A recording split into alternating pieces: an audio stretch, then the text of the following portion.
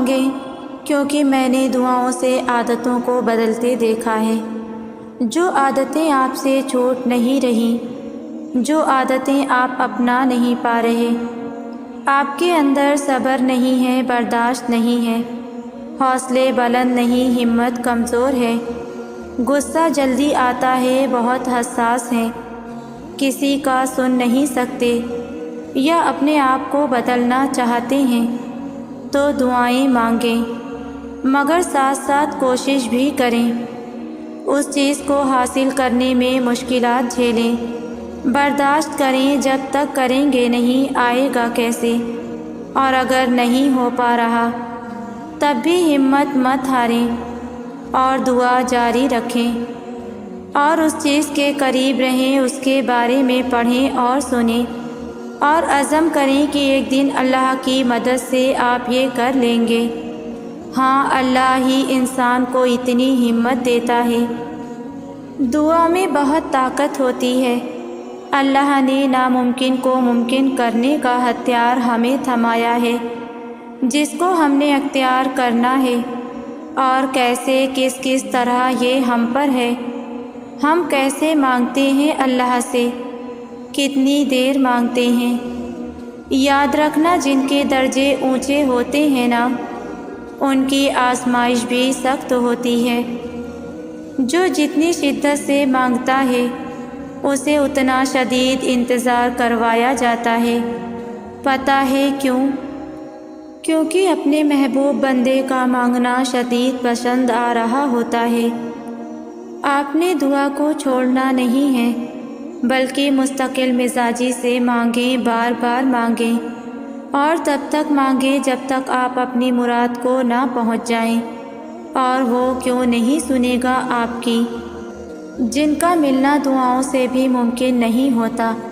اللہ پاک ان کے لیے تہجد کو وسیلہ بنا دیتا ہے۔ جب تمہارا یقین تمہاری دعاؤں کا تسلسل ٹوٹنے نہیں دیتا، تب اللہ پاک بھی تمہاری چاہت کو معجزوں سے جوڑ دیتا ہے۔ وہ تو قبولیت کے امکانات تب بھی رکھتا ہے جب تمہاری نظر میں تمہاری کہانی مکمل ختم ہو چکی ہوتی ہے۔ اللہ پاک تو اتنا کریم ہے کہ ایک بھی سسکی کا صلہ ضائع نہیں ہونے دیتا۔ پھر کیسے ممکن ہے کہ وہ تمہاری قربان کی گئی نیندوں سے بے خبر ہو؟ اگر اللہ کچھ چھین لے تو اسے سزا مت سمجھو، ہزاروں میں سے اس نے تمہیں چنا ہے، کیونکہ تم اسے سب سے زیادہ محبوب ہو، اور جو اسے محبوب ہو جائے وہ اس کی دعاؤں کو بھی محبوب کر لیتا ہے، اور جس کو اس سے اتنی محبت ہو، اس کے منہ سے نکلی ہوئی کوئی بھی بات وہ کیسے رد کر سکتا ہے؟ انہیں یہ بے بسی دکھا کر کیا کرنا جو اسے سمجھ ہی نہ سکیں۔ تمہارا درد صرف وہی جانتا ہے جو تمہارا دوست بھی ہے اور رب بھی۔ لوگ تمہاری کہانی سن کر تمہیں دلاسا دیں گے اور پھر تمہیں بھول جائیں گے۔ بس ایک اللہ پاک ہے جو تمہیں کبھی بھی بھولے گا نہیں۔ تو پھر جس نے تمہیں محبت کرنا سکھایا ہے، تم اس سے اگر محبت نہ کر سکو تو سوچو یہ کتنا بڑا خسارہ ہے۔ جس نے تمہیں ہاتھ دیے اور دعا کی سمجھ بوجھ دی، اگر تم اس سے عطا کی امید نہ رکھو تو کون ہے اس کے علاوہ جو تمہیں دے سکتا ہے؟ وہ دو جہانوں کا مالک ہو کر بھی تمہارے پلٹ آنے کا عمر بھر انتظار کر سکتا ہے۔ تو پھر تم چند لمحوں کے لیے اس کے جواب کا انتظار کیوں نہیں کر سکتے؟ بس توکل رکھو، کیونکہ اس آزمائش کے بعد تمہارے لیے قبولیت کا وہ مقام ہے جہاں تمہیں تمہارے مانگنے سے پہلے ہی سب کچھ عطا کر دیا جائے گا۔ جو اللہ پاک نے تمہارے لیے لکھ دیا ہے وہ امتحان کے لیے تم سے دور تو جا سکتا ہے، لیکن کسی اور کو کبھی نہیں مل سکتا، اور جسے دعا میں مانگا جائے اسے تمہارا نصیب بھی تم سے نہیں چھین سکتا۔ وہ ہر حال میں تم تک پہنچ کر رہے گا۔ اللہ پاک تمہیں اس سے بڑھ کر عطا کرے گا جو تم چاہتے ہو۔ وہ اس کو تمہارے حق میں بہتر بنا دے گا جو تم مانگتے ہو۔ وہ جانتا ہے تم تک تمہاری پسند کو پہنچانا کب بہتر ہے، جو تمہیں دیر لگ رہی ہوتی ہے وہ دراصل میں تمہاری جلد بازی ہوتی ہے۔ صبر مشکل ہے، بہت مشکل ہے، لیکن اس کا صلہ بے حد خوبصورت ہے۔ ابھی نہ صحیح مگر تمہاری دعاؤں کا جواب جب بھی آئے گا کن سے خالی نہیں آئے گا۔ یقین رکھو اللہ پاک کی تعبیریں تمہارے دیکھے ہوئے خوابوں سے بہت بہتر ہوتی ہیں، اور جب تمہاری نیت صاف ہوتی ہے اور تم کسی کام کو کرنے کی ٹھان لیتے ہو تو کائنات کی ساری طاقتیں متحرک ہو جاتی ہیں، اور پھر اللہ پاک خود تمہاری مدد کرتا ہے۔ پھر یہ دیکھو کہ تمہارے بس میں کیا ہے، بلکہ یہ دیکھو کہ جس سے مانگ رہے ہو اس کے بس میں کیا نہیں ہے۔ جس نے یہ زخم دیا ہے وہی اس پر مرہم بھی لگائے گا، اور اللہ پاک سے مدد مانگ کر کبھی بھی کوئی بے یار و مددگار نہیں رہا۔ ذرا غور کریں کہ اللہ کتنی محبت سے اپنے بندے کو پکارتا ہے۔ وہ بس پکار سنتا ہے اور جواب سے بھی پہلے نواز دیتا ہے۔ اپنے بندے کی پکار کا منتظر وہ رب یہ نہیں بولتا کہ میں صرف اپنے بندوں کی سنتا ہوں اور ان کو ہی عطا کرتا ہوں۔ وہ رحمان اللہ ہر ذات پات رنگ نسل عہدہ نیک گناہگار ہر چیز سے بالا تر ہو کر صرف پکار سنتا ہے۔ اللہ انتہائی خوبصورت انداز میں فرماتا ہے، اور جب میرے بندے تجھ سے میرے متعلق سوال کریں تو یقیناً میں قریب ہوں، میں دعا کرنے والے کی دعا کا جواب دیتا ہوں۔ آپ کو مانگنے کا حق دے دیا گیا ہے جس میں یقین کامل شرط ہے۔ بلا جھجک مانگتے رہیں اور بے حد مانگیں اور مانگتے چلے جائیں، کیونکہ آپ جس ذات سے مانگ رہے ہیں وہ صرف دینا جانتی ہے، کیونکہ وہ الرحیم ہے اور عطا کرنا اس کی سب سے بہترین صفت ہے۔ تو بس یقین کے ساتھ آپ مانگتے رہیں، بہت جلد اللہ آپ کی دعاؤں کو قبولیت سے نواز دے گا۔ اگر تم اسے دیکھو نا جو اللہ نے تمہیں دیا ہے تو تم کبھی بھی اس کے لیے پریشان نہ ہو جو ابھی تم مانگ رہے ہو، کیونکہ جس نے بن مانگے اتنا کچھ دے رکھا ہے پھر وہ کیسے وہ دعائیں نہیں قبول کرے گا جس کے لیے تمہارا دل سجدوں میں روتا ہے۔ اور دوسری بات کہ اللہ بہت کم لوگوں کے دل میں دعا کا خیال لاتا ہے، ورنہ لوگ پریشان پھرتے ہیں، روتے ہیں۔ اگر آپ کے دل میں اللہ نے دعا کرنے کا خیال ڈالا ہے تو یقین کریں دعا بھی جلد قبول ہوگی، کیونکہ اللہ نے آپ کو اس کے پاس آنے کے لیے چنا ہے۔ ایک دن تم اپنی دعاؤں کو جیو گے اور پھر تم کہو گے کہ کتنا مشکل سمجھتا تھا میں اسے پانا جس کو آج میں نے پا لیا ہے۔ پھر تم یہ سوچ کر شکر کرو گے کہ تم نے اللہ سے مانگنا نہیں چھوڑا، اگر چھوڑ دیتے تو کیا انجام ہوتا تمہارا؟ اگر چھوڑ دیتے تو کیا دیکھ پاتے یہ معجزہ؟ صرف دعاؤں سے معجزے نہیں ہوتے، معجزوں کے لیے سر کو بھی جھکانا پڑتا ہے۔ جب دن میں 5 دفعہ اللہ کو منانے جاؤ گے تو نصیب کیسے تم سے روٹھا رہ سکتا ہے؟ نماز یقین کو مکمل کر دیتی ہے، اور مکمل یقین رکھنے والوں کے لیے ہی تو اللہ کن فرماتا ہے۔ آپ کے حصے میں کس قدر محبت آنی ہے، کس قدر عزت افزائی آپ کے نصیب آتی ہے، اور کس قدر کامیابیاں آپ کے لیے لکھی گئی ہیں، یہ سب سوائے اللہ کے کوئی نہیں جانتا۔ اور جو رب جانتا ہے وہ یہ بھی جانتا ہے کہ کس قدر رزق کی آپ کو ضرورت ہے۔ اور کس قدر رزق آپ کے لیے فائدہ مند ہے۔ ہو سکتا ہے رزق کی زیادتی آپ کو کسی بڑے خطرے اور بڑی آزمائش میں ڈال دے۔ ہو سکتا ہے دنیا کی محبتیں آپ کو بڑی مصیبت میں ڈال دیں اللہ کو بھلا کر۔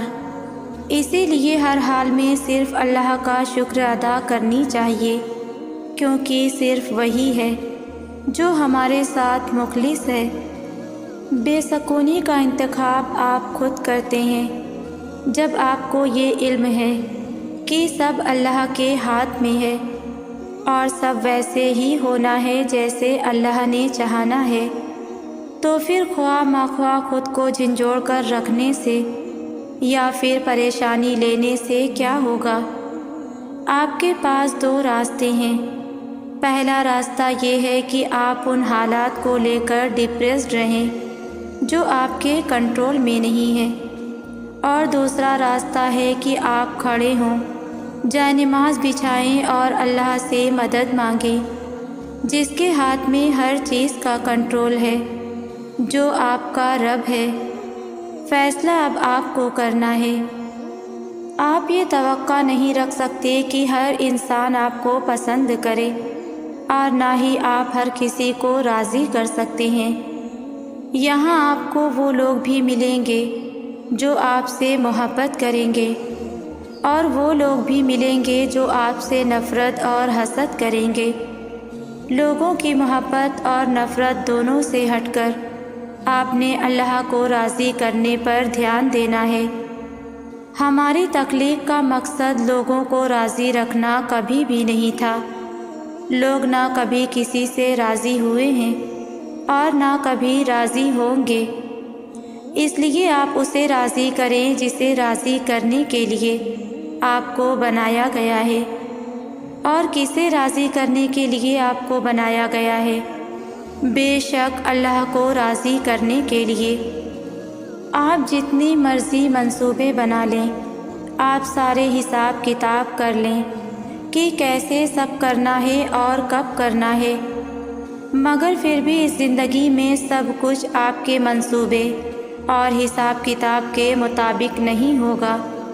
تاخیر ہوگی، رکاوٹیں آئیں گی، اور کبھی کبھار تو سب کچھ اس منصوبے کے الٹ ہو جائے گا جو ہم نے بڑی باریکی کے ساتھ سب چیزوں کو ماپ تول کر بنایا تھا۔ تب کیا کریں گے ہم؟ اس کا حل ہمیں قرآن سکھاتا ہے، اور وہ حل یہ ہے کہ تب ہمیں اللہ پر پورا یقین رکھنا ہے۔ ہمیں یقین رکھنا ہے کہ ہماری بھرپور کوشش کے بعد بھی ہم سے بھول چوک ہو سکتی ہے، مگر ہمارے رب سے نہیں ہو سکتی۔ اللہ کے منصوبے ساری غلطیوں سے پاک ہیں، اس لیے ہمیں اپنے منصوبوں سے زیادہ اللہ کے فیصلوں پر بھروسہ کرنا ہے، کیونکہ اللہ ہمیں حق کی طرف لے جائے گا اور ہمیں ہماری بہترین منزل تک پہنچائے گا۔ اور جو اللہ پر یقین رکھتے ہیں ان کے نزدیک اللہ سے بہتر فیصلہ کرنے والا کوئی نہیں ہے۔ اس دنیا کی محبت اس محبت سے بڑی نہیں ہونی چاہیے جو آپ کو آپ کے رب سے ہے۔ مثلاً اگر آپ کو پیسے سے بہت محبت ہے تو آپ زیادہ سے زیادہ صدقہ کرنا شروع کر دیں۔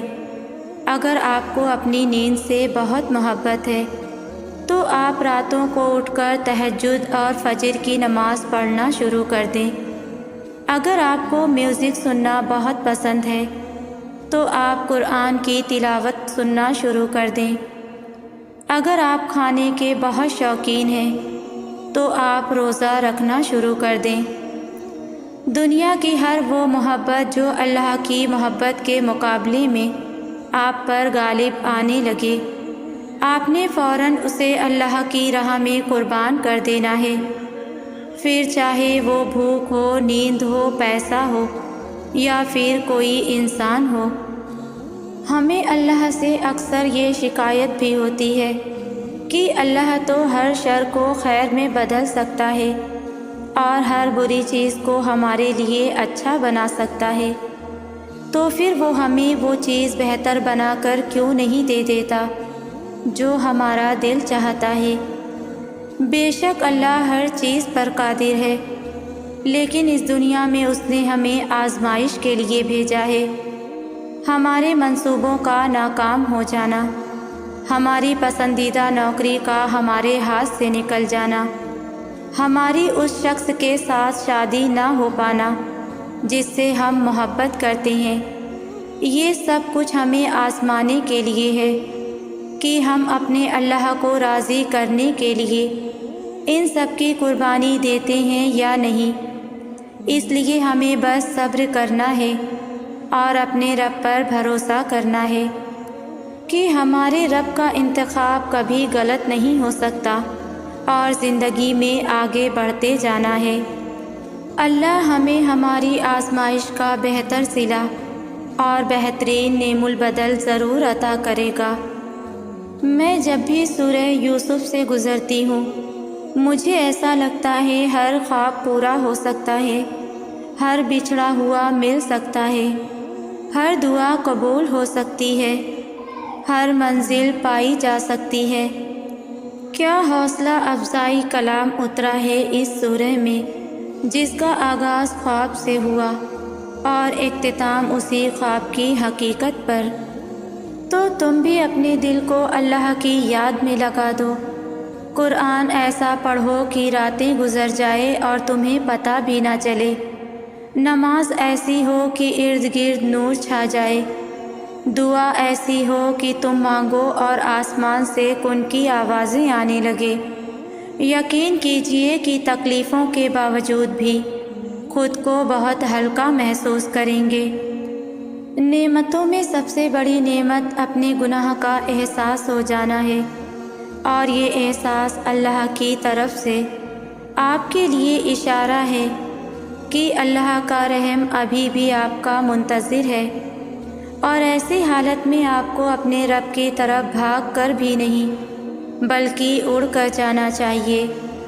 وہی ہے جو توبہ کی طرف ہماری رہنمائی فرماتا ہے، اور جب اللہ راستہ دکھائے تو سب چھوڑ کر، سب بھول کر اللہ کے راستے پر چل دیجیے، کیونکہ توبہ کی مہلت ہر ایک کو نصیب نہیں ہوتی۔ بے شک اللہ بڑا توبہ قبول کرنے والا اور نہایت رحم کرنے والا ہے۔ دل بھی بیمار ہوتے ہیں، اداسی، بے سکونی، مایوسی، غم، رنج و تکلیف، یہ بھی مرض کی طرح ہمیں اندر سے بیمار کر دیتے ہیں، اور اللہ ہی ہے جو ہمیں دل کے ان امراض سے شفا دینے والا ہے۔ ابھی آپ کے دل کو جو بھی روگ لگا ہوا ہے، اللہ کے پاس اس کا علاج موجود ہے۔ اللہ کے پاس شفا کے وہ نسخے موجود ہیں جو بڑے بڑے طبیبوں کے پاس بھی نہیں ہیں۔ سو آپ نے اپنے رب سے ان بیماریوں کی دوا کے لیے دعا کرنی ہے، وہ جلد ہی آپ کے دل کو صحت یاب کر دے گا اور آپ کے دل کے ہر مرض کو دور کر دے گا۔ آپ کیسے یہ سوچ سکتے ہیں کہ آپ اکیلے ہیں، جبکہ آپ کا رب روز آپ کو دن میں 5 دفعہ ملاقات کا بلاوا بھیجتا ہے؟ اپنے رب کے بلاوے کو نظر انداز کر کے اکیلے آپ خود ہو جاتے ہیں، ورنہ اللہ تو آپ کو کبھی بھی نہیں بھولتا۔ کبھی کبھار ضبط کرنا اتنا مشکل کیوں ہو جاتا ہے؟ کبھی کبھار کائنات کی ہر شے یوں اداس لگنے لگتی ہے جیسے یہاں کبھی خوشیوں کا بسیرا ہی نہ ہوا ہو۔ کبھی کبھار دنیا بہت بے بس اور بہت بے رحم لگنے لگتی ہے۔ آخر ایسا کیوں ہے؟ کبھی یوں لگتا ہے جیسے صبر آ گیا، اور کبھی پھر سے وہی بے چینی گھیر لیتی ہے۔ جانتی ہو ضبط کب مشکل ہو جاتا ہے؟ جب ہم حقیقت تسلیم نہیں کر پاتے، جب ہم خدا کے فیصلوں پر راضی نہیں ہو پاتے، پھر ہمیں ہر چیز اداس لگنے لگتی ہے، کیونکہ ہم خدا کی مصلحتوں سے انکار کرتے ہیں۔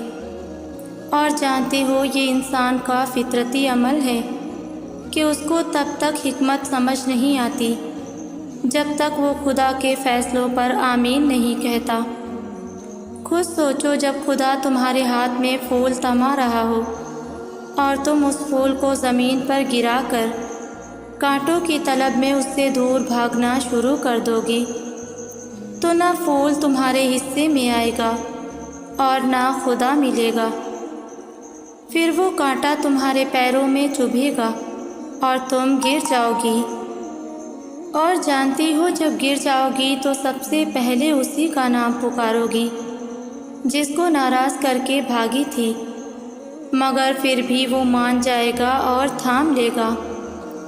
بس یہی فرق ہے اس میں اور انسان میں، ہم سمجھتے نہیں اور وہ سمجھاتے ہوئے تھکتا نہیں، ہم اس کی سنتے نہیں اور وہ ہماری سنتے ہوئے تھکتا نہیں۔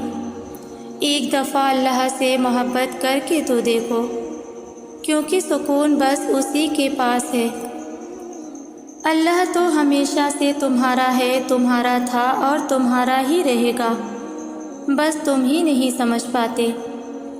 کوئی شخص یا کوئی ایسی چیز جو تمہیں اللہ سے دور کرے، وہ تمہارے لیے کبھی بہتر نہیں ہو سکتی۔ جو راستے تم خود بناتے ہو وہیں تک منزل ختم نہیں ہوتی۔ کہ تم نے جو اللہ سے مانگا تھا اور وہ تمہیں نہ ملا، تو تم یہ سوچ لیتے ہو کہ اب میں کبھی اپنی مانگی چیز کو حاصل نہیں کر پاؤں گا، پر تم یہ کیوں نہیں سوچتے؟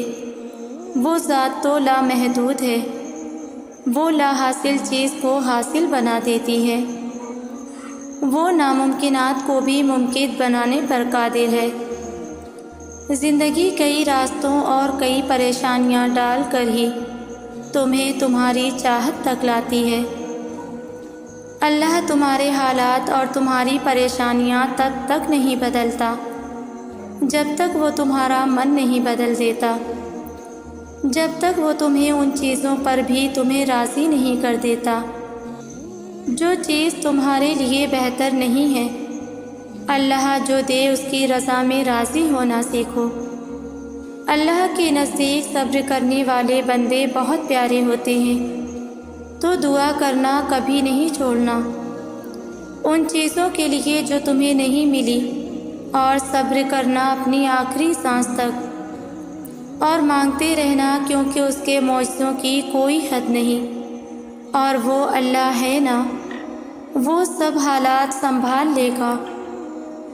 آپ کس قدر پریشانیوں اور رنج و آزمائشوں سے گزر رہے ہیں، انہیں نہ کوئی سمجھ سکتا ہے، نہ کوئی آپ کے لیے محسوس کر سکتا ہے، نہ کوئی آپ کی تکلیف میں واقعی آپ کا ساتھ دے سکتا ہے۔ یہ دنیا انسانوں سے بھری ہے، یہاں سب اپنے اپنے مسائل میں گھرے ہوئے ہیں، نہ آپ ان کی تکلیف سمجھ سکتے ہیں نہ وہ آپ کی۔ غم آنے ہیں، تکالیف آنی ہیں، لیکن ان کا مقصد واقعی تب پورا ہوگا جب آپ اپنی توجہ اللہ کی طرف مرکوز کر کے اسی کو اپنا مسیحا سمجھیں گے، اسی سے فریاد کریں گے، اسی سے مدد کی امید رکھیں گے۔ تب آپ جانیں گے کہ حضرت یعقوب علیہ السلام نے یہ کیوں کہا تھا کہ میں اپنی پریشانی اور اپنے غم کی فریاد صرف اللہ ہی سے کرتا ہوں۔ ہم جس دنیا میں رہتے ہیں، ہمیں یہاں دیکھنے کے لیے روشنی چاہیے۔ رات کے اندھیرے میں ہم سو جایا کرتے ہیں، دن ہماری سرگرمیوں کا مرکز ہوتا ہے۔ تو آپ کو نہیں لگتا کہ آپ کی زندگی میں جو اندھیرے آ گئے ہیں، پریشانیوں کے، الجھنوں کے، فتنوں کے، آپ کو ان سے نکلنے کی ضرورت ہے؟ آپ کی زندگی سے یہ اندھیرے تب ہی نکلیں گے جب آپ کو نور ملے گا، جب آپ کو روشنی ملے گی، اور یہ روشنی صرف اللہ سے جڑنے سے ملتی ہے، کیونکہ نور کا واحد سورس اللہ ہی ہے۔ اس کا نام لینے، اس کو یاد رکھنے اور اس سے مدد مانگنے سے ہی آپ کو سیدھے راستے پر چلنے کی روشنی ملے گی۔ قرآن کہتا ہے کہ اللہ شکر گزاروں کو خوب جانتا ہے، یعنی اللہ تعالیٰ ظاہری چمک دھمک ٹھاٹ باٹ کو نہیں دیکھتا، وہ تو دلوں کی کیفیت کو دیکھتا ہے اور اعمال کو دیکھتا ہے۔ اور اس اعتبار سے وہ جانتا ہے کہ اس کے شکر گزار بندے اور حق شناس کون ہیں۔ حدیث میں آتا ہے، اللہ تعالیٰ تمہیں صورتیں اور تمہارے اعمال نہیں دیکھتا، وہ تو تمہارے دل اور تمہارے عمل دیکھتا ہے۔ اللہ نے مشکل سے مشکل حالات میں صبر کرنے کا کہا ہے۔ اللہ نے درد سے بھری گھڑیوں میں صبر کرنے کا کہا ہے۔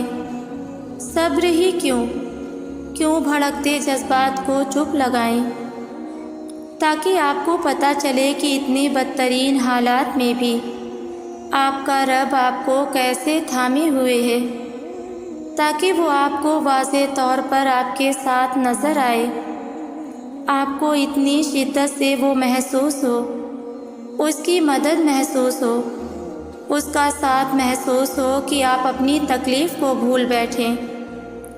صبر نہیں کریں گے تو تکلیف میں ہی گھرے رہ جائیں گے۔ اللہ کا ساتھ پھر کیسے دکھے گا؟ اللہ کی مدد کیسے ڈھونڈیں گے؟ پھر کیسے نظر آئے گی اس کی مدد؟ پھر شیطان کا کام جذبات کو ہی تو ابھارنا ہے، اور پھر اسی آگ میں آپ کو جلتا چھوڑ جانا ہے۔ اس آگ میں گرنے سے ہی تو بچانا ہے خود کو، اور یہ صرف صبر سے ہی ممکن ہے، کیونکہ اللہ تو صبر کرنے والوں کے ساتھ ہے۔ اللہ جانتا ہے کہ آپ کے ساتھ آگے کیا کیا ہونے والا ہے، کیونکہ اسی نے ہی یہ سب ہونا ایسے ترتیب دیا ہے۔ وہ جانتا ہے کب کب آپ ٹوٹیں گے، وہ جانتا ہے کب کب آپ دھوکے کھائیں گے، وہ جانتا ہے کب کب آپ تھک ہار کر ٹوٹ کر رو دھو کر بالآخر اسی کی طرف لوٹ آئیں گے۔ وہ بار بار آپ کو قرآن میں یہی سب تو یاد کرواتا ہے کہ آپ نے بالآخر اسی کے پاس آنا ہے، آپ کی زندگی بھی اسی کے ہاتھ میں ہے، تو پھر کیوں اسے چھوڑ کر پھر کہیں اور متوجہ ہو جاتے ہو؟ کیوں خواہشات کے پیچھے بھاگنے لگتے ہو کہ پھر واپس اللہ تک آنا مشکل ہو جاتا ہے؟ اللہ کو صرف یاد رکھنا ہی اتنا مشکل کیوں ہے؟